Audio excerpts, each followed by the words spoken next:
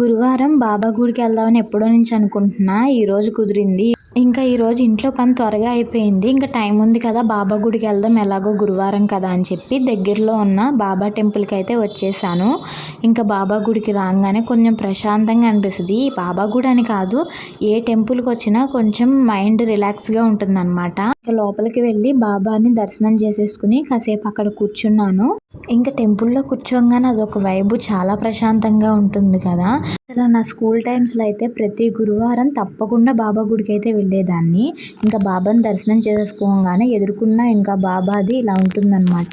ఉయ్యాల, పల్లకి, ఇలా బాబా గారి ఫోటో, చుట్టూ చిత్రపటాలు ఉంటాయి. వీటన్నిటిని కూడా ఒకసారి చూసేసుకుని అక్కడ కూడా ఒక 5 మినిట్స్ కూర్చుని ఇంకా బయలుదేరా. చపాతీ ఇచ్చారు ప్రసాదంగా. ఇంకా పక్కనే భ్రమరాంబ సమేత మల్లేశ్వర స్వామి టెంపుల్ ఉంది.